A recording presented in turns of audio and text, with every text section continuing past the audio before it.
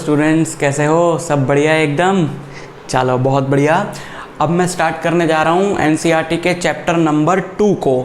Chapter number 2 है हमारा electrostatic potential and capacitance.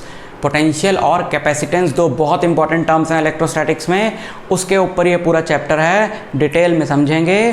तो स्टार्ट करते हैं पहली टर्म से जो कि है इलेक्ट्रोस्टैटिक पोटेंशियल। चलो स्टार्ट करें। इलेक्ट्रोस्टैटिक पोटेंशियल क्या है बच्चों? इलेक्ट्रोस्टैटिक पोटेंशियल को चलो हम एक एग्जांपल से समझते हैं। जैसे यहाँ पर एक चार्ज है Q, ठीक है। यहाँ पर आप एक चार्ज मान लो Q और इस चार्ज की एक इलेक्ट्रिक फील्ड मान लो होती है। माननी क्या है? चार्ज के अराउंड क्या होती है बच्चों? इलेक्ट्रिक फील्ड होती है ना। इलेक्ट्रिक फील्ड की वैसे तो कोई फिक्स्ड बाउंड्री नहीं होती। इलेक्ट्रिक फील्ड की, किसी भी फील्ड की कोई फिक्स्ड बाउंड्री नहीं होती, बट हम मान लेते हैं कि ये वो बाउंड्री है जिसके बाद इसका इन्फ्लुएंस ऑलमोस्ट ज़ीरो हो जाता है, बिल्कुल नेग्लिजिबल हो जाता है, ठीक। और इस फील्ड में एक पॉइंट है A, ठीक। इस फील्ड में एक पॉइंट है A। इस पॉइंट A पे फील्ड के बाहर से किसी भी पाथ से विदाउट एक्सेलरेशन एक चार्ज Q0 में लाया और उसको लाने के लिए मुझे वर्क करना पड़ा W। समझ लो बात को। एक चार्ज की इलेक्ट्रिक फील्ड है, ठीक है। चार्ज सेंटर में लग रहा है कि नहीं? चलो सेंटर में ही ऑलमोस्ट, यहाँ कर लेते हैं। एक चार्ज की इलेक्ट्रिक फील्ड है। उस इलेक्ट्रिक फील्ड में बाहर से एक चार्ज लाया जा रहा है एक पॉइंट पे, और ऐसा करने में जो कर रहा है, जो लाया है, उसको वर्क करना पड़ रहा है W। समझ गए ये पैरामीटर्स क्या क्या हैं इसमें? ठीक है। तो पोटेंशियल एट A, किस पॉइंट की बात हो रही है? A की। सो पोटेंशियल एट A, जिसका हम सिंबल लेंगे VA। V पोटेंशियल का सिंबल है बच्चों, और नीचे हमने छोटा सा लिख देना है पॉइंट का नाम जिस पॉइंट पे पोटेंशियल की बात हो रही है। तो A पे बात हो रही है पोटेंशियल की, तो VA क्या होगा? जितना चार्ज लाने में वर्क करना पड़ा डिवाइडेड बाय जितना चार्ज लेकर आए, ठीक है। चार्ज को लाने में कितना वर्क करना पड़ा? चार्ज को लाने में वर्क करना पड़ा W, और लाए कितना चार्ज थे? Q0। So potential at A is defined as W by Q0। अभी के लिए सिर्फ याद रख लो, बाद में बिल्कुल एक्सप्लेन कर दूंगा कि हम किस पाथ से इस चार्ज को लाते हैं इस पॉइंट पे, उससे कोई फर्क नहीं पड़ता W पे। W आपका पाथ इंडिपेंडेंट है। अगर आप किसी भी पाथ से A पर लाए हो चार्ज को, Q0 को, बाहर से, फील्ड के बाहर के पॉइंट को हम लोग बोलेंगे इन्फिनिटी। मैंने बोला ना कि देखो फील्ड जो है वो, अगर हम लोग प्रैक्टिकली सोचें तो फील्ड जो है वो कितनी भी डिस्टेंस पर ख़त्म नहीं होती, कुछ ना कुछ उसका इन्फ्लुएंस होता है, बट एक डिस्टेंस के बाद इतना नेग्लिजिबल रह जाता है वो इन्फ्लुएंस कि हम मान सकते हैं कि उस डिस्टेंस के बाद जो है वो फील्ड ख़त्म हो गई है। तो उस डिस्टेंस के बाद, लेकिन वो डिस्टेंस तो बहुत दूर होगा, तो फील्ड खत्म कहाँ होती है? इन्फिनिटी पे। तो हम ये बोल रहे हैं कि अगर कोई चीज़ फील्ड के बाहर से लाई गई है तो मान लो वो इन्फिनिटी से लाई गई है। तो इन्फिनिटी से एक चार्ज A पे लाने के लिए W वर्क करना पड़ा, और वो चार्ज है Q0। तो A पे पोटेंशियल क्या डिफाइन किया जाएगा? W by Q0। And this W is the work done by that external agent जो चार्ज लेकर आया है। It is not the work done by field. दोनों अलग होते हैं, देखो दोनों अलग होते हैं। ये एक डायलॉग मुझे याद आ गया इसलिए हंसी आ गई, सॉरी। एक मूवी आई थी ना, क्या नाम था उस मूवी का? अरे यार क्या नाम था? ड्रीम गर्ल, है ना। उसमें वो एक पुलिस इंस्पेक्टर होता है, वो बार बार डायलॉग बोलता है। चलो कोई बात नहीं, सॉरी। देखो ये है एक पेन, ठीक है, मार्कर है। अब इसको अगर मैं छोड़ता हूँ, ऐसे मैंने इसको छोड़ा तो ये नीचे गिरा। अब जरा ध्यान से सुन लो, इसमें दो कौन कौन से वर्क हैं। एक तो जब ये नीचे गिरा तो इसका नीचे गिरने, इसको गिराया गया कि ये खुद गिरा। देखो इसको हमने कुछ नहीं किया, हमने सिर्फ छोड़ा तो ये खुद गिरा। So it is the work done by pen. अगर ये खुद काम कर रहा है, हम नहीं कर रहे हैं इस पे, ये खुद काम कर रहा है, तो ये इसी का काम हुआ, it is the work done by pen. ठीक है, और जब इसको ऊपर ले जाया जा रहा है, ऊपर ले जाया जा रहा है, तो ये खुद नहीं जा रहा, इसको ले जाया जा रहा है, तो इस केस में ये हो गया एक्सटर्नल एजेंट, ये हमारा हो गया एक्सटर्नल एजेंट, ये इसको लेकर जा रहा है। ठीक है, तो दो तरह के वर्क होते हैं फील्ड में, एक तो work done by external agent और एक work done by field. This is, जब ये नीचे आ रहा है तो ये वर्क डन बाय बॉडी हुआ, ये वर्क डन बाय बॉडी हुआ, लेकिन वो वर्क हो किसकी वजह से रहा है? फील्ड की वजह से हो रहा है ना। अगर यहाँ ग्रेविटेशनल फील्ड होती ही ना तो ये नीचे आता भी ना। तो मैंने इसको ऊपर ले जाने में जितना वर्क किया, वो वर्क इसमें किसी एनर्जी की फॉर्म में स्टोर हो गया और उस एनर्जी को यूज करके ये नीचे आएगा। So this is work done by external agent and this is work done by this pen और द फील्ड। ठीक, और ये दोनों उल्टे होते हैं।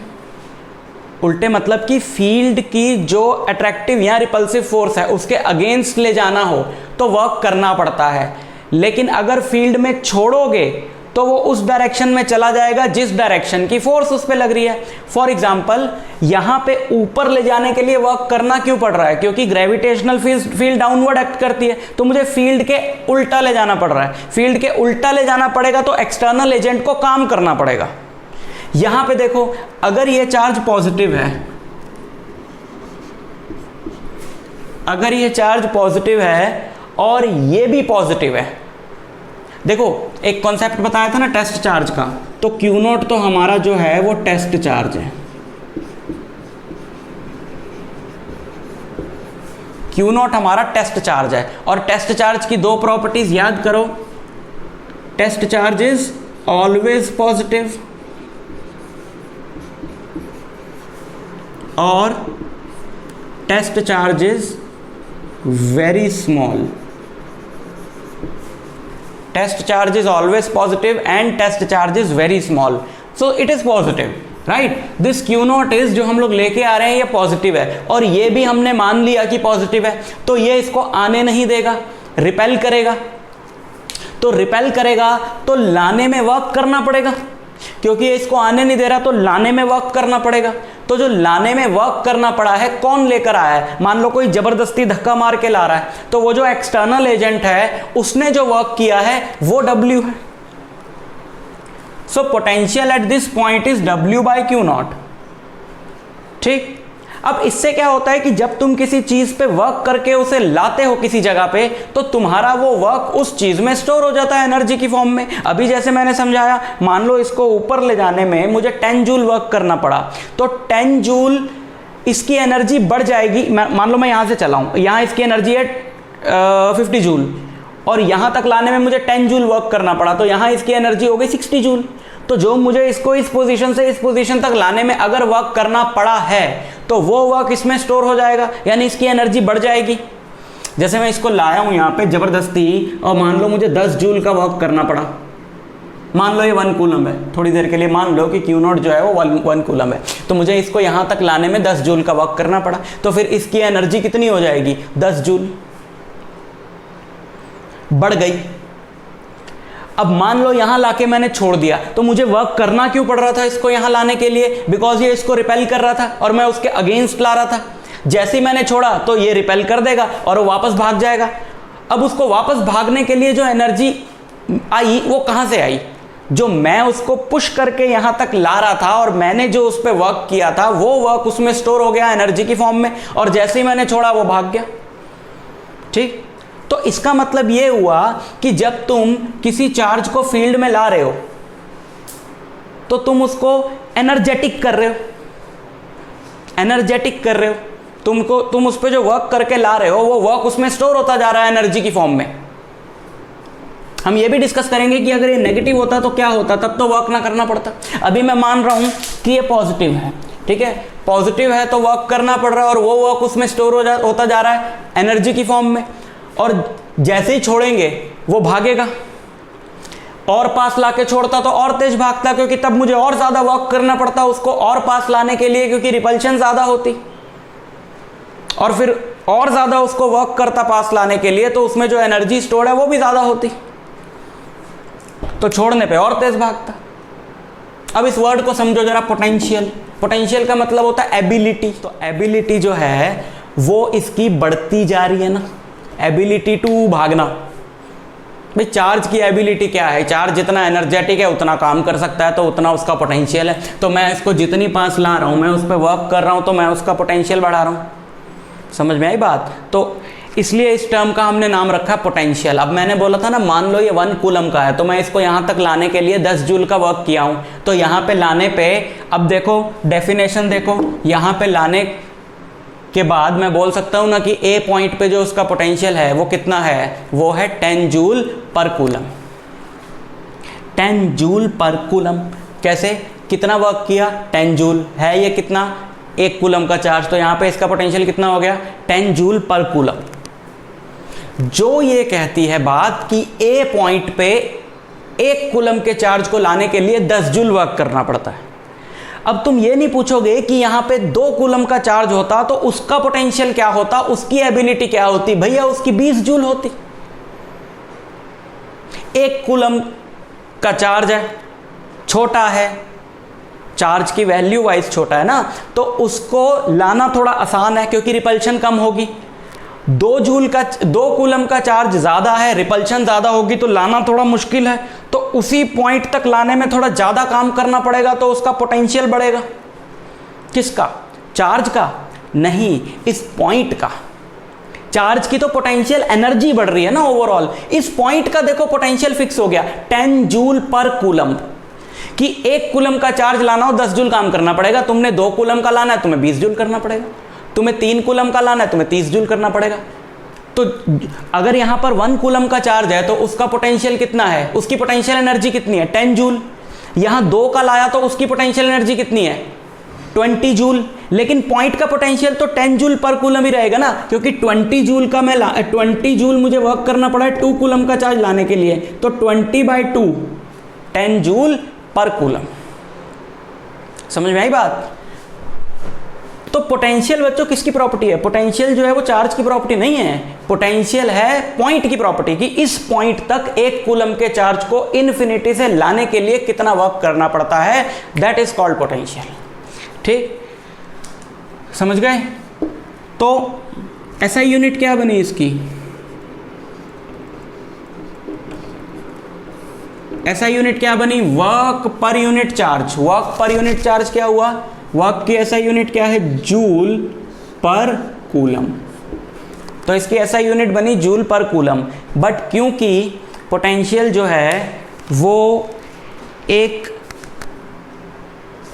इंपॉर्टेंट फिजिकल क्वांटिटी है ना, पोटेंशियल एक इंपॉर्टेंट फिजिकल क्वांटिटी है, तो इसको हमने अलग से नाम दिया है कि भैया तुम बहुत इंपॉर्टेंट हो, लो जी मेडल ले लो।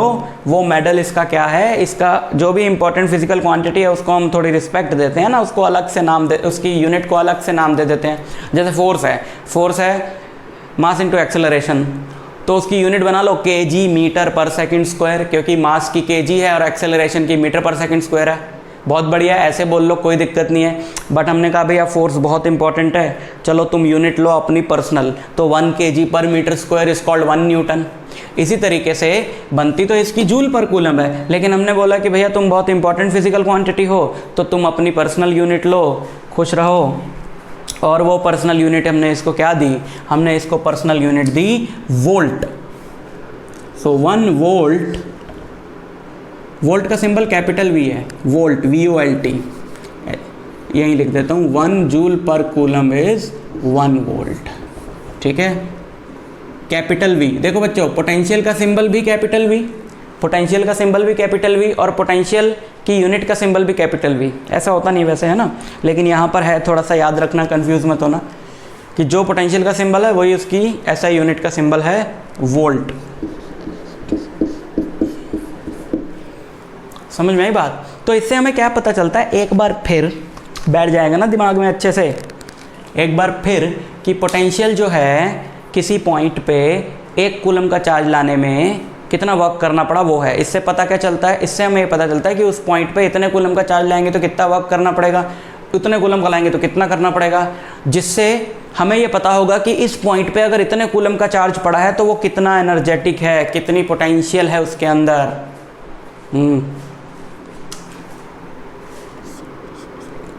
ठीक है, आगे बात करते हैं। बहुत बहुत बहुत इंपॉर्टेंट चीज़ की बात कर रहा हूँ। देखो डायमेंशन वगैरह निकाल लेना इसकी, नहीं निकालोगे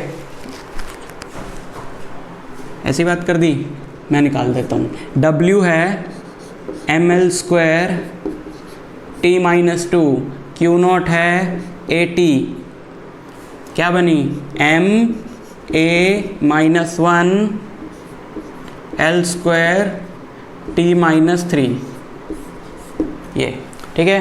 डायमेंशन पूछी जाती है, MCQ वगैरह में आ जाए, याद रखना। ठीक, और क्या निकालोगे, नहीं और कुछ नहीं निकालना। एक बहुत इंपॉर्टेंट बात बता रहा हूँ, because this W is a scalar quantity, work is scalar and charge is also scalar, so potential is a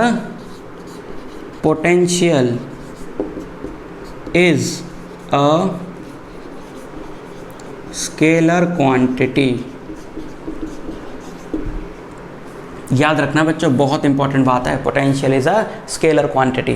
ठीक, समझ में आ गई बात। तो ये पोटेंशियल का सिर्फ इंट्रोडक्शन दिया है, बेसिक्स हैं कि पोटेंशियल क्या होता है, पहले दिमाग में फिट हो जाए बात। ठीक, देखो फॉर्मूले वगैरह तो बच्चे पढ़ लेते हैं कि पोटेंशियल का टॉपिक स्टार्ट करो डायरेक्ट पोटेंशियल डिफरेंस से, कि इधर से इधर ये जा रहा है, ये फाइनल पॉइंट का पोटेंशियल हो गया, इनिशियल का हो गया, इतना वर्क करा, ये वो, ऐसे फार्मूला लगा लो, ऐसे न्यूमेरिकल कर लो, बहुत बढ़िया है।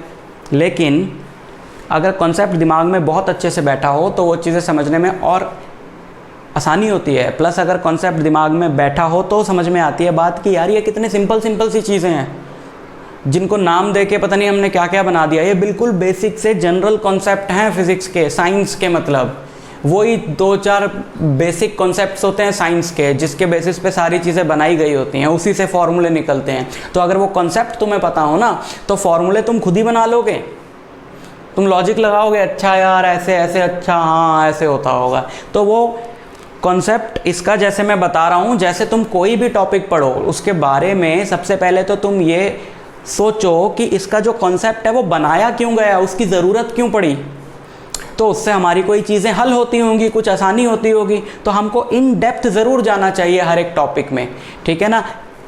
कैसे तो है कि कैसे अप्लाई करते हैं वो ठीक है बात, लेकिन इसमें ज़रूर जाओ कि क्यों, ये क्या है, ये क्यों है, ठीक है। तो वो आपको एक्सप्लेन कर दिया। अब आते हैं जो बहुत इंपॉर्टेंट टर्म है, वो है पोटेंशियल डिफरेंस। पोटेंशियल डिफरेंस की बहुत ज़्यादा इंपॉर्टेंस है, बल्कि मैं कहूँगा कि पोटेंशियल से ज़्यादा पोटेंशियल डिफरेंस की इंपॉर्टेंस रहती है। क्यों? देखो पोटेंशियल बेसिकली हमने फिजिकल क्वांटिटी क्यों बनाई है, हमने ये बनाया कि हमें पता चल जाए कि इस पर्टिकुलर पॉइंट पे चार्ज कितना एनर्जेटिक है, कितना कैपेबल है। लेकिन हमें ये क्यों पता लगाना है, हमें ये क्यों पता लगाना है कि चार्ज इतना ज़्यादा कितना एनर्जेटिक क्यों है, कितना कैपेबल क्यों है। हमें इसलिए पता लगाना है क्योंकि इससे हमें चार्ज के फ्लो की डायरेक्शन पता चलती है एक पॉइंट से दूसरे पॉइंट पे।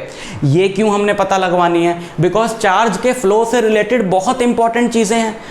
चार्ज के फ्लो के बारे में जब तक डेप्थ में स्टडी नहीं करोगे, करंट इलेक्ट्रिसिटी नहीं पढ़ पाओगे। जब इलेक्ट्रिक करंट फ्लो करता है वायर्स में तो उसमें पोटेंशियल का बहुत बड़ा रोल हो जाता है, क्योंकि अगर फ्लो होगा चार्ज का तो ये रूल्स तो जानने ज़रूरी है ना कि अगर एक पॉइंट से दूसरे पॉइंट पे चार्ज फ्लो करता है तो वो रूल्स क्या है जिनकी हेल्प से करता है, ताकि आगे की हमको कहानी समझ में आएगी, ठीक है। तो इसमें हमारी हेल्प करता है एक concept which is called potential difference. Potential difference का मतलब है दो पॉइंट्स के बीच में पोटेंशियल का डिफरेंस।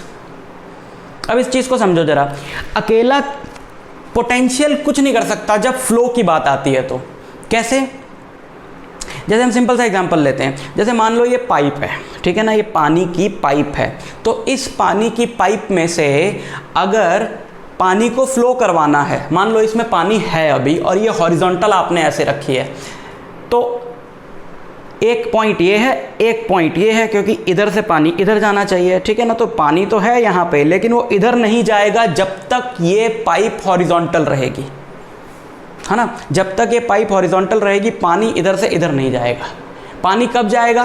पानी जाएगा, हाँ बिल्कुल सही बोला तुमने, जब एक तरफ की हाइट बढ़ा दी जाएगी और दूसरी तरफ की घटा दी जाएगी। अब हाइट क्या है बच्चों, जैसे ये अभी नीचे है, ठीक है ना, ये नीचे है तो इसकी पोटेंशियल एनर्जी कम है, तो जब मैं इसको ऊपर लाया तो मैंने इसकी पोटेंशियल एनर्जी बढ़ाई क्योंकि मैं फील्ड के अगेंस्ट लाया हूँ, है ना। लेकिन अगर मैं चाहता हूँ कि इसमें से ओवरऑल ऊपर लाने पे इसकी पोटेंशियल एनर्जी बढ़ गई, लेकिन अगर मैं चाहता हूँ कि इसमें से कुछ फ्लो करे, तो पूरे की पोटेंशियल एनर्जी बढ़ाने का कोई सेंस नहीं है। फ्लो तब मिलता है जब दोनों एंड्स में पोटेंशियल का डिफरेंस होता है। तुम बोलो कि लो जी इसकी हाइट 5 मीटर है तो एनर्जी कम है, लो 10 मीटर कर दी, अब इसमें एनर्जी बढ़ गई, अब फ्लो होगा, नहीं होगा। तो क्या करें, एक एंड का हाइट जितना कम किया जाएगा दूसरे का जितना बढ़ाया जाएगा। ये नहीं कह रहा हूं कि कम कर दो, इस एंड का हाइट इसके रिस्पेक्ट में, इस एंड की हाइट का ही जो भी है, इस एंड की हाइट इसके रिस्पेक्ट में जितनी ज़्यादा होगी उतना ही ज़्यादा फ्लो मिलेगा।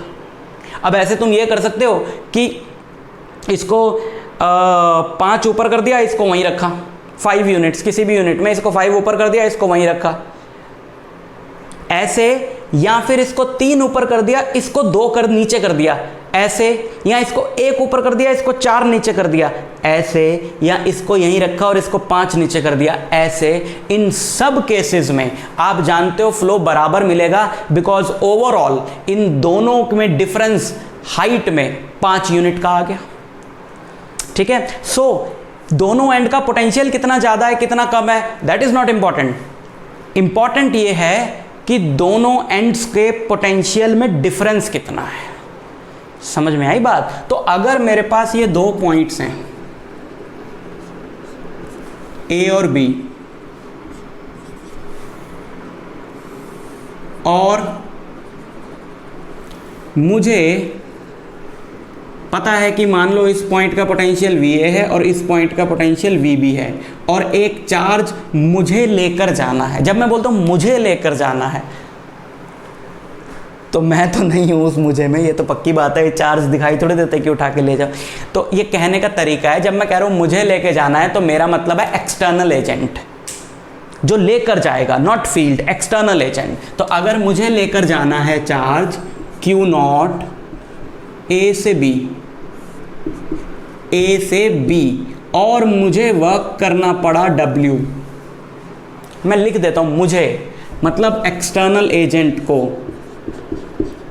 वर्क कितना करना पड़ा, W एक्सटर्नल।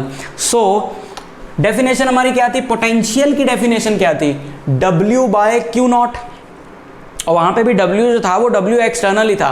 यहां पर पोटेंशियल नहीं है, पोटेंशियल डिफरेंस है। अब हम क्या बनाएं फॉर्मूला, अब मैं बताता हूं कि फॉर्मूला क्या बनता है और उसके पीछे का लॉजिक बताता हूं कि ऐसा ही क्यों बनता है। फॉर्मूला बनेगा बच्चों इस केस में ये तो यही रहेगा कि आपको कितना वर्क करना पड़ा डिवाइडेड बाय आप कितना चार्ज लेकर गए, यानी work done per unit charge, ठीक। तो कहां से कहां लेकर गए, अब आपको ये जरूर देखना है कि आपका जो मोशन ऑफ चार्ज है उसकी डायरेक्शन क्या है, ठीक है। वहां पे आप क्लियरली अपना मार्क करो कि इनिशियल पॉइंट कौन सा है और फाइनल पॉइंट कौन सा है। इनिशियल पॉइंट हो गया ए क्योंकि यहां से चार्ज चला, फाइनल पॉइंट हो गया बी क्योंकि यहां पे चार्ज आया। तो ये कितना होता है, V final minus V initial, हमेशा। रीजन बताऊंगा क्यों होता है, यानी कि VB minus VA equal to W external by Q0। Reason बताऊंगा, बिल्कुल बताऊंगा भाई। ये सवाल आना जरूरी है ना कि VB माइनस VA क्यों है, VA माइनस VB क्यों नहीं है ना। तो लॉजिक बिठाते हैं, उसका कोई दिक्कत नहीं है। सो W एक्सटर्नल क्या हुआ, W एक्सटर्नल हुआ Q0 into VB minus VA, ठीक है। फॉर्मूले पे याद करते चलो, फॉर्मूले याद करने बहुत ज़रूरी है ना, न्यूमेरिकल कैसे करोगे, नहीं तो कॉन्सेप्ट तो समझ जाओगे। लेकिन बहुत जगह कॉन्सेप्ट काम आएगा, बहुत जगह न्यूमेरिकल फार्मूला काम आएगा न्यूमेरिकल करते हुए, है ना। तो दोनों ही बहुत ज़रूरी हैं। तो फॉर्मूले तो ये रहे भाई साहब कि फाइनल वाले का पोटेंशियल माइनस इनिशियल वाले का potential equal to work done by the external agent divided by Q naught. ठीक, ओके। अब सवाल का जवाब देता हूँ कि क्यों, why it is not V A minus V B and it is V B minus V A, यानी फाइनल में से इनिशियल का क्यों माइनस किया। वर्क एक्सटर्नल आपका कितना आ गया, Q not into V B minus V ए।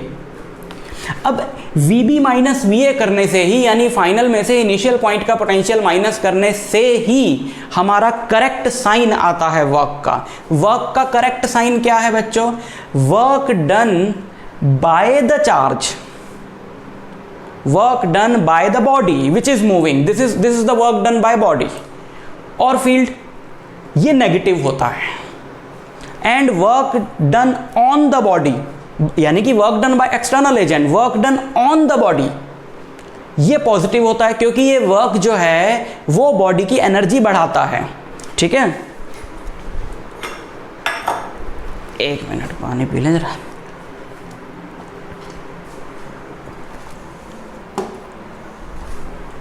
ये बॉडी की एनर्जी बढ़ाता है। अगर तुम किसी चीज़ को ऊपर लेके जा रहे हो तो तुमने काम किया उस पर, बार बार मैं एग्जांपल दे रहा हूँ दिमाग में बैठाने के लिए, तुमने इस ऊपर लेके जा रहे हो, तुमने काम किया इस पर, तो काम करने से इसकी एनर्जी बढ़ी। ऐसे में वर्क को लेते हैं पॉजिटिव क्योंकि बॉडी की एनर्जी बढ़ी। अब जब छोड़ोगे ये नीचे आएगा तो इसने खुद काम किया तो इसकी एनर्जी घटी, तो ऐसे में वर्क को लेते हैं नेगेटिव। तो हमारा साइन करेक्ट ही इससे आएगा। कैसे, हमने कॉन्सेप्ट ये बनाया है कि जैसे फील्ड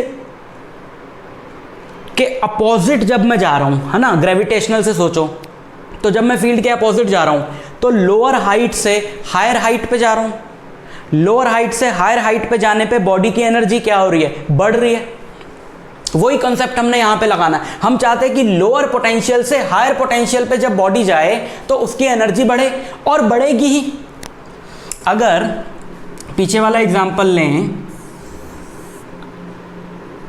ये पॉइंट ए था जहां पर मैंने मान लिया था कि 10 जूल वर्क करना पड़ रहा है 1 कूलम के चार्ज को लाने के लिए। ठीक है, अब इसी को, ये रहा चार्ज यहाँ पे लाएंगे ना क्यू नॉट, अभी इसी को और पास लाएं, 1 कूलम है ये, इसी को और पास लाएं, मान लो यहाँ पे पॉइंट बी है, तो वर्क बढ़ेगा ना 20 जूल, है ना, क्योंकि रिपल्शन और ज़्यादा होगी, और ज़्यादा मेहनत करनी पड़ेगी उसको लाने के लिए। सो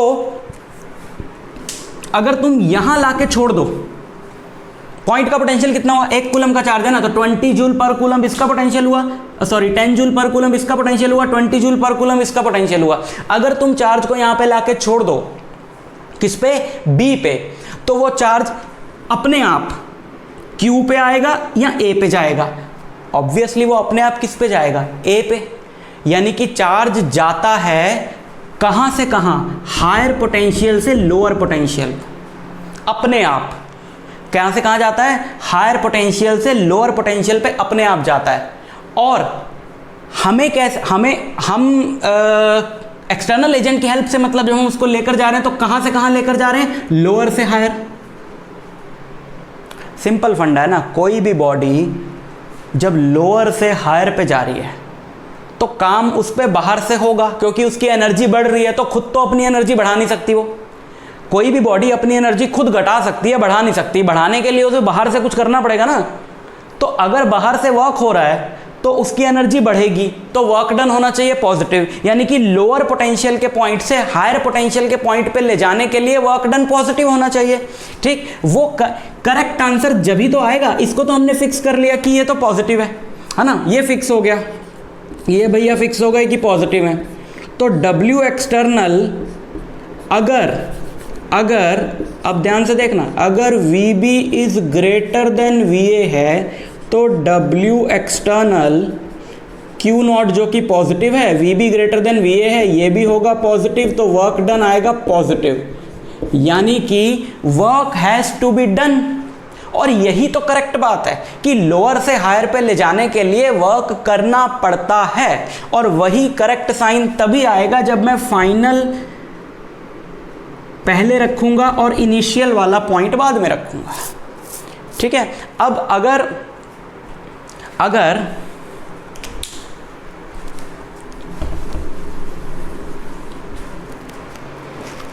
मान लेते हैं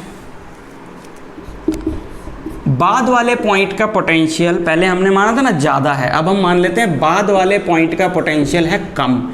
बाद वाले पॉइंट का पोटेंशियल कम है तो देखो W external is Q not which is positive into VB minus VA जो कि है नेगेटिव, तो वर्क डन क्या आएगा नेगेटिव, जो कि ये कहता है कि इनिशियल वाला हमारा A था जिसका पोटेंशियल ज़्यादा है, तो ज़्यादा से कम पोटेंशियल पे वर्क डन मतलब पॉजिटिव चार्ज को ले जाने के लिए वर्क डन नेगेटिव आ रहा है, यानी चार्ज खुद चला जाएगा, हमें ले जाना नहीं पड़ेगा। और यही तो करेक्ट बात है, यानी कि वर्क के जो करेक्ट साइन आएंगे हमारी कन्वेंशन के अकॉर्डिंग वो आएंगे ही तब जब तुम फाइनल वाले पोटेंशियल में से इनिशियल वाले पॉइंट का पोटेंशियल सब्ट्रैक्ट करोगे। समझ में आई बात? तो हमने अब ये हमारा सारा फंडा अगर मैं ग्रेविटेशन से लगाऊं, जो मैं बार बार एग्जांपल दे रहा हूं, तो मास की मोशन से मैच हो रहा है। लोअर हाइट मतलब लोअर पोटेंशियल, हायर हाइट मतलब हायर पोटेंशियल, और मास मतलब पॉजिटिव चार्ज। तो एक बात समझ जाओ कि हमने जो सारी थ्योरी बनाई है इलेक्ट्रोस्टैटिक्स की वो ग्रेविटेशन से बहुत ज़्यादा मिलती है, अगर हम मान लें कि मास की जगह हमें पॉजिटिव चार्ज रखना है तो। बिकॉज हमने जो सारी थ्योरी बनाई इलेक्ट्रोस्टैटिक्स की वो पॉजिटिव चार्ज को बेसिस मान के बनाई है। जैसे तुमने 10th में पढ़ा होगा, छोटी क्लासेस में पढ़ा होगा कि हम करंट की डायरेक्शन क्या मानते हैं, हम करंट की डायरेक्शन मानते हैं इलेक्ट्रॉन की डायरेक्शन के उल्टा। बिकॉज हमने जो करंट की भी थ्योरी बनाई वो पॉजिटिव चार्ज को बेसिस मान के बनाई, और करंट की थ्योरी तो हमने बहुत पहले बनाई, इलेक्ट्रॉन बाद में डिस्कवर हुआ। तो हमें सपना तो नहीं आएगा ना पहले से ही कि भाई वो नेगेटिव चार्ज होता होगा जिसकी वजह से करंट है, हम तो ऐसा नहीं सोच सकते थे। तो हमने तो सोचा वो पॉजिटिव है, तो पॉजिटिव को लेके थ्योरी बना ली सारी की सारी। इसीलिए तो बोलते हैं कि इलेक्ट्रॉन इधर जा रहा है तो करंट उधर लेंगे, क्योंकि वो पॉजिटिव की डायरेक्शन की तरफ हमने करंट को लिया हुआ है। ठीक, तो सारी थ्योरी पॉजिटिव चार्ज के लिए बनाई है। तो पॉजिटिव चार्ज जैसे मास अपने आप मूव करता है higher potential to lower potential, higher height to lower height, और लोअर से हायर ले जाना पड़ता है, इसी तरीके से positive charge higher potential to lower potential अपने आप जाएगा, और लोअर पोटेंशियल से हायर पोटेंशियल पे हमें ले जाना पड़ेगा। तो higher potential to lower potential, slow हो जाऊँ थोड़ा, तुम स्लो करके देख भी सकते हो ना, उसमें क्या दिक्कत है। Higher potential to lower potential अपने आप जाएगा, मतलब वर्क डन नेगेटिव आएगा, और lower potential to higher potential ले जाना पड़ेगा, मतलब वर्क डन पॉजिटिव होगा। और ये करेक्ट साइन तभी आएंगे अगर हम फॉर्मूला उठाएंगे चार्ज इनटू फाइनल वाले पॉइंट का पोटेंशियल माइनस इनिशियल वाले पॉइंट का पोटेंशियल। समझ में आई बात? तो पोटेंशियल डिफरेंस ये डिसाइड करेगा कि एक पॉइंट से दूसरे पॉइंट तक जाने में एनर्जी या वर्क कितना लगेगा, बाहर वाले एजेंट का या चार्ज का खुद का। ठीक, अगर ये चार्ज तो हमारा फिक्स कर लो, मान लो 1 कूलम है, तो अगर इन्हीं दोनों पॉइंट्स के बीच में पोटेंशियल का डिफरेंस हो 10 जूल पर कूलम, तो 1 कूलम इंटू 10 जूल पर कूलम, कूलम से कूलम कट गया, वर्क डन लगेगा 10 जूल एक से दूसरे पॉइंट तक ले जाने के लिए। अगर इन्हीं दोनों में डिफरेंस हो 20 जूल पर कूलम का, तो वर्क डन लगेगा 20 जूल। ठीक है ना? तो पोटेंशियल का डिफरेंस हमें ये बताता है कि चार्ज को एक पॉइंट से दूसरे पॉइंट तक ले जाने में कितना वर्क करना पड़ेगा, प्लस चार्ज को उस एक पॉइंट से दूसरे पॉइंट तक ले जाने के लिए वर्क करना पड़ेगा या चार्ज खुद चला जाएगा। ठीक, और देखो, और अगर यही चार्ज नेगेटिव होता, तो कॉन्सेप्ट उल्टा कर दो। पॉजिटिव चार्ज अपने आप फ्लो करता है higher potential to lower potential, और लोअर से हायर ले जाना पड़ता है। नेगेटिव चार्ज के लिए उल्टा कर दो कि वो हायर से लोअर लाना पड़ेगा और लोअर से हायर खुद चला जाएगा। जैसे W एक्सटर्नल, अब अगर मैं फिक्स कर लूं कि ये वाला जो Q नॉट है ये नेगेटिव है ना, नेगेटिव चार्ज की बात करें, फॉर्मूला मेरा वहीं का वहीं रहेगा। अब सोचो, अगर VB ग्रेटर देन VA होता, ये पॉजिटिव होता, यानी कि लोअर पोटेंशियल से हायर पोटेंशियल पे ले जा रहा हूँ, तब वर्क डन क्या आया? नेगेटिव, बिकॉज ये नेगेटिव है, यानी लोअर पोटेंशियल से हायर पोटेंशियल पे ले जाने में नेगेटिव चार्ज के लिए वर्क डन आ रहा नेगेटिव, यानी लोअर से हायर में वो खुद ही चला जाएगा, हमें नहीं ले जाना पड़ेगा। ठीक, और अगर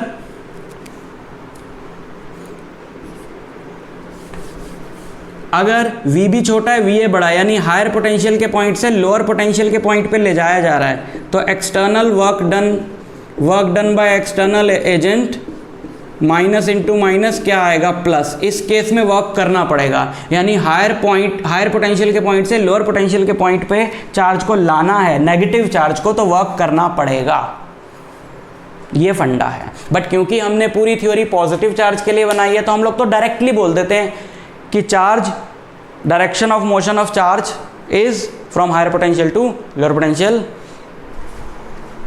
ऐसे। ठीक है, ओके। तो ये आपका जी फॉर्मूला है। एक बार, कई बार हो गया, बोलो सर एक बार और क्यों कर रहे हो? इसलिए कर रहे हैं कि अभी सुन के लगता है कि समझ आ रहा है ना, आ भी रहा होता है, ऐसी बात नहीं है, लेकिन बाद में ऐसा लगता है यार ये वाला क्यों निकलेगा, ये तो सिंपल सा कॉन्सेप्ट आ गया समझ में, लेकिन निकल जाता है दिमाग से। तो जितनी बार इसको घुसाओ दिमाग में, दृश्यम हो जाएगा ना तुम्हारे साथ, जो दिखाया जाएगा वही याद रहेगा। तो initial point, final point, initial final इस बेसिस पे डिसाइड किए गए हैं कि चार्ज कहाँ से कहाँ मूव कर रहा है। तो work done by external agent is Q not into final point का पोटेंशियल माइनस इनिशियल पॉइंट का पोटेंशियल। ये तो हो गया work done by external agent. ये फॉर्मूला फिक्स कर लो, ठीक है। वर्क डन बाय फील्ड क्या होगा, इसका उल्टा, उल्टा मतलब नेगेटिव साइन के साथ, ठीक। इसमें एक चीज और भी ऐड करो कि अगर, तब बात समझ में आएगी कि फील्ड का वर्क डन क्या होगा। अगर इस पॉइंट से इस पॉइंट तक चार्ज को लाया जा रहा है या फिर इन्फिनिटी से उस पॉइंट तक लाया जा रहा है, तो लाया ऐसे जा रहा है कि उसकी वेलोसिटी में कोई चेंज नहीं हो रहा, यानी बहुत धीरे धीरे लाया जा रहा है। क्योंकि तेज लाओगे पहले तो वो रेस्ट पे है, तेज लाओगे एकदम तो उसकी वेलोसिटी में चेंज होगा। धीरे धीरे लाया जा रहा है, इनफाइनाइटेसिमली स्मॉल स्पीड से लाया जा रहा है, स्मॉल रेट से लाया जा रहा है कि उसकी पोटेंशियल एनर्जी में कोई उसकी काइनेटिक एनर्जी में कोई चेंज नहीं होगा। पहले भी मैंने पोटेंशियल बोला क्या? नहीं, पता नहीं क्या बोला, लेकिन काइनेटिक एनर्जी में कोई चेंज नहीं होगा। काइनेटिक एनर्जी में चेंज नहीं होगा। इस बात का लॉजिक क्या है? इस बात का लॉजिक है बच्चों कि अगर तुम इस तरीके से चार्ज को ला रहे हो कि उसकी काइनेटिक एनर्जी में भी चेंज हो रहा है, तब तो तुम्हें कुछ वर्क वहाँ भी करना पड़ेगा। क्योंकि बॉडी की काइनेटिक एनर्जी चेंज कैसे होगी? जब तुम उस पर वर्क करोगे। तो वो वर्क फील्ड के अगेंस्ट नहीं हुआ ना, वो भी तो वर्क बॉडी में ही स्टोर हो जाएगा, क्योंकि तुम उस बॉडी पे वर्क कर रहे हो उसकी काइनेटिक एनर्जी को चेंज करने के लिए। तो अब जब तुमने उसको एक पॉइंट पे लाके रखा, तो उसकी जो एनर्जी होगी वो सम होगी, एक तो फील्ड के अगेंस्ट लाने में जो वर्क किया वो, प्लस उसकी वेलोसिटी बढ़ाने में जो वर्क किया वो। But potential is the exact measure of कि फील्ड के अगेंस्ट लाने में कितना वर्क किया है। तो हम ये चाहते हैं कि सिर्फ वही वर्क हो और कोई वर्क इन्वॉल्व ना हो। तो हम लोग बोलते हैं कि एक पॉइंट से जब दूसरे पॉइंट पे मूव किया जा रहा है चार्ज, तो ये मूव किया जा रहा है विदाउट चेंजिंग द वेलोसिटी, या सिंपल बोलो विदाउट एक्सेलरेशन। समझ में आई बात? तो अगर काइनेटिक एनर्जी चार्ज की चेंज हो ही नहीं रही, अगर चार्ज की काइनेटिक एनर्जी चेंज नहीं हो रही, so by work energy theorem, work energy theorem क्या कहती है? Total work done equal to change in kinetic energy. Total work done इस बॉडी पे हो क्या रहा है? एक तो एक चार्ज पे, मतलब एक्सटर्नल का और फील्ड का, और ये सम जो है वो जीरो है। तो external work is always negative of work done by the field. ठीक है, जैसे अगर मैं इसको मान लो पोटेंशियल एनर्जी समझते हैं, इसका मास है 10 kg और मैं इसको 5 मीटर ऊपर लेकर गया रेफरेंस लेवल से। यहाँ पे इसका 10 kg है, ठीक, और मैं इसको 5 मीटर ऊपर लेकर गया, 5 मीटर।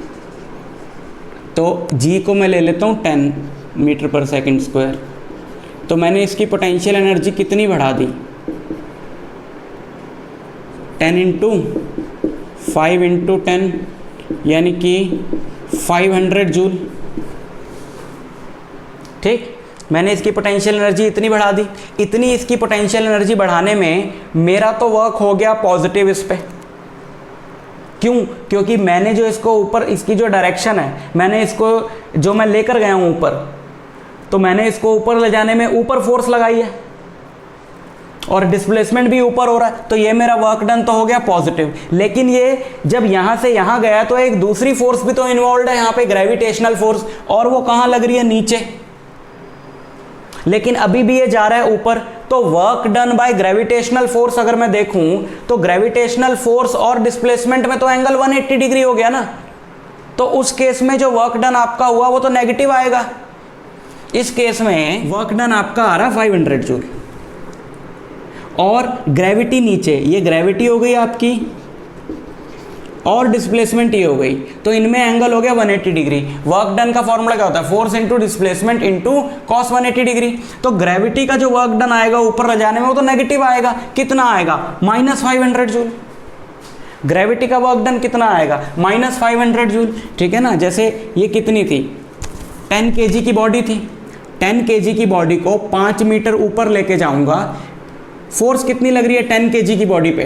mg, है ना, यही तो फोर्स है जो नीचे लग रही है, तो इतनी ही फोर्स मुझे ऊपर लगानी पड़ेगी उसको ले जाने के लिए। तो mg into distance into cos 0, तो ये मैंने निकाला वर्क डन जो मैं फोर्स लगा रहा हूं। लेकिन जो ग्रेविटी लगा रही है उसका मैं वर्क डन निकालूंगा तो ये लगेगा, तो वो आएगा mg s into -1 which is -500 joule. तो work done by external agent if it is 500 joule without acceleration, अगर मैं लेके जा रहा हूं तो वर्क डन बाय फील्ड कितना हो गया? -500 जूल।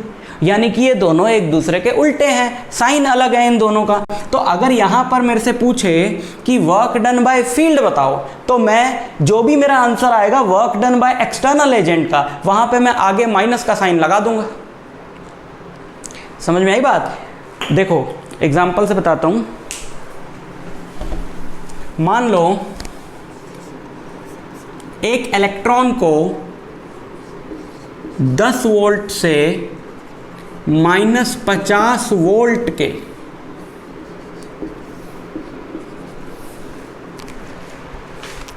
पोटेंशियल के पॉइंट पे ले जाया जा रहा है। एक इलेक्ट्रॉन को, इलेक्ट्रॉन का चार्ज कितना होता है बच्चों? इलेक्ट्रॉन का चार्ज होता है -1.6 into 10⁻⁹ coulomb.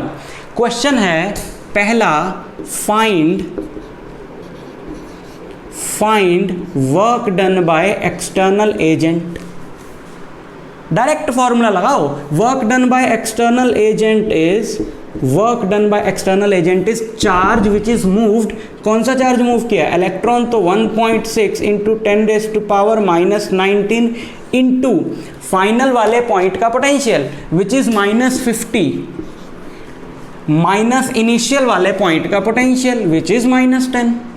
So it is -1.6 into 10⁻⁻19 into -60, minus minus हो गया प्लस, एंड 16 इंटू 6 बचा 9.6 इंटू, एक जीरो यहाँ निकाल लो ना, 10⁻⁻18 जूल।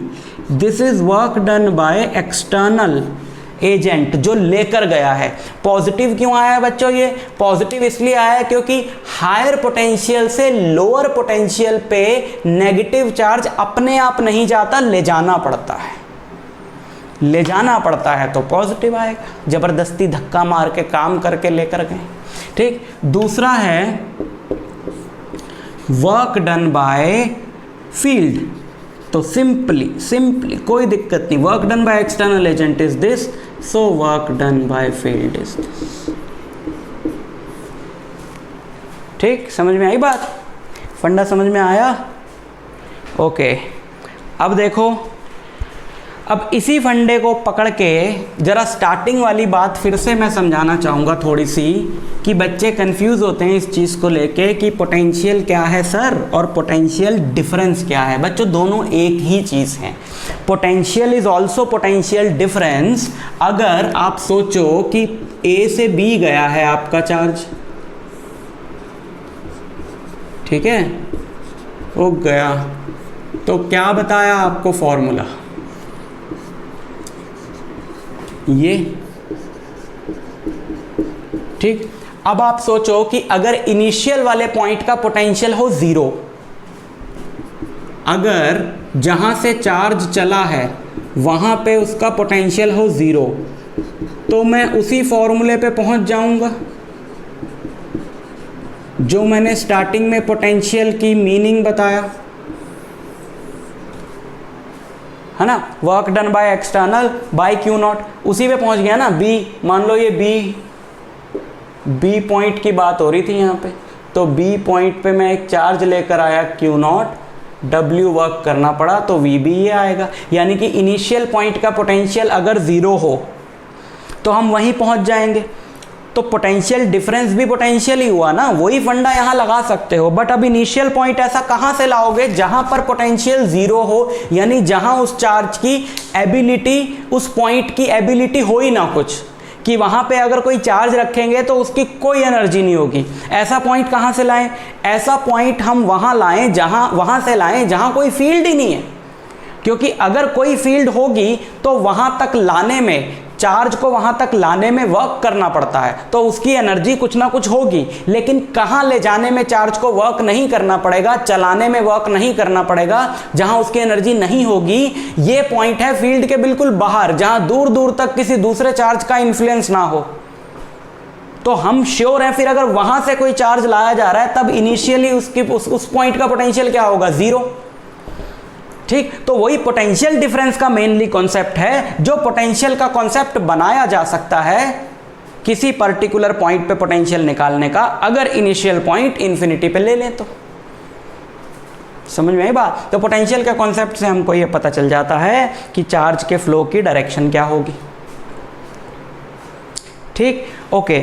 अब एक चीज़ ये देखो, चलो इसको समराइज कर लेते हैं कि पोटेंशियल, जो मैं इंपॉर्टेंट सोचता हूँ कि बातें इसमें आपको याद रहनी चाहिए। पोटेंशियल पॉइंट की प्रॉपर्टी है कि एक पॉइंट पे एक कूलम के चार्ज को लाने में जो वर्क करना पड़ता है, उस वर्क को उस पॉइंट का पोटेंशियल बोलते हैं। ठीक, और पोटेंशियल डिफरेंस 2 पॉइंट्स की प्रॉपर्टी है कि एक पॉइंट से दूसरे पॉइंट तक एक कूलम के चार्ज को ले जाने में कितना काम करना पड़ेगा। तो आप जितने भी कूलम का चार्ज लेके जा रहे हो उसको उससे मल्टीप्लाई कर लो, ठीक है ना। ये पॉइंट्स की प्रॉपर्टी है बच्चों, उस पॉइंट पे कोई चार्ज हो या ना हो। जैसे मैंने नापा कि इस यहां से इस पॉइंट तक 1 kg की बॉडी को लाने के लिए 10 जूल वर्क करना पड़ता है। अब हटा लो इसको, तो फिक्स हो गया ना कि इस पॉइंट तक यहां से 1 kg की बॉडी को लाने के लिए 10 जूल वर्क करना पड़ेगा। अब जरूरी थोड़ी ना यहाँ पे बॉडी हो या मेरे पास बॉडी हो, ये तो पॉइंट्स की बात है। तो वहीं पे 1 kg की बॉडी को लाने के लिए 10 जूल वर्क करना पड़ेगा, तो 2 kg की बॉडी को लाने के लिए 20 जूल करना पड़ेगा। तो पॉइंट का फिक्स हो गया। तो सारे पॉइंट्स का फिक्स कर लिया तो आइडिया लग जाता है, अच्छा यहाँ से बॉडी यहाँ आएगी कि यहाँ से वहाँ जाएगी, चार्ज यहाँ से यहाँ आएगा कि यहाँ से यहाँ ले जाना पड़ेगा, और अगर ले जाना पड़ेगा तो कितना वर्क करना पड़ेगा, है ना। तो ये रेट की तरह काम करता है। जैसे कि जैसे आप आलू लेने गए बाज़ार में, ठीक है ना, आलू आपने पूछा भी आलू का 20 रुपये किलो, तो 1 किलो 20 रुपये का। तो अब थोड़ी पूछोगे 2 किलो कितने का, तो भैया 2 किलो 40 रुपये का। 3 किलो कितने का, 3 किलो 60 रुपये का, ठीक है। तो ये थोड़ी पूछोगे, वो रेट की तरह ये पोटेंशियल काम करता है कि इस पॉइंट पे 1 कूलम का चार्ज लाने के लिए इतना वर्क करना पड़ेगा, 2 कूलम का लाना तो इंटू 2 कर दो। समझ में आई बात? तो ये पोटेंशियल का बेसिक कॉन्सेप्ट था, बेसिक फंडा था। अब मैं बात करूंगा एक बहुत इंपॉर्टेंट चीज़ की, कि हम सिंप्लीफाई करना चाहते हैं चीज़ों को, ये भी काफ़ी सिंपल है, लेकिन हम क्या करना चाहते हैं कि यहाँ पे ये जो चार्ज है ना हमारा Q, यानी जिसकी फील्ड है, इसका कहीं रोल नहीं आया। फॉर्मूले में कौन था? Q0, है ना, फील्ड तो इसकी है। तो हम चार्ज कहाँ से कहाँ ला रहे हैं, कितना वर्क करना पड़ रहा है, वो सारी चीज़ें छोड़ो। हम कह रहे हैं भैया हमें सिंपल तरीके से बताओ। जैसे कि आप ये जानते हो कि एक चार्ज Q से R डिस्टेंस पे फील्ड होती है KQ/R, है ना, ये आपको पता है। आप सिंपली ये KQ/R²। तो अब आप ये पूछना चाह रहे हो कि एक चार्ज है मेरा Q, उससे R डिस्टेंस पे पोटेंशियल कितना होता है, ऐसे डायरेक्ट बताओ मेरे को, ठीक है। उससे R डिस्टेंस पे पोटेंशियल कितना होता है डायरेक्ट बताओ, Q0 V0 का सारा फंडा हटाओ। तो एक बहुत इंपॉर्टेंट फॉर्मूला है, उसका डेरिवेशन भी है कि potential at a distance R due to a charge Q, उसको करेंगे, ठीक है। चलो।